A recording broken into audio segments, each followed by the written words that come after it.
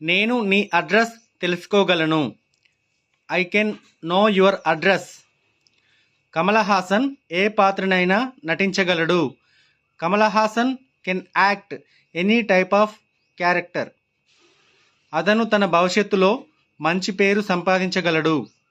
He can get a good name in his future. ఆమె రోజుకు 3 సినిమాలు ఏకధాటిగా చూడగలదు. She can watch or see 3 movies a day continuously. ఆమె ఇంటి పనులన్నింటినీ 1 గంటలోనే చేయగలదు.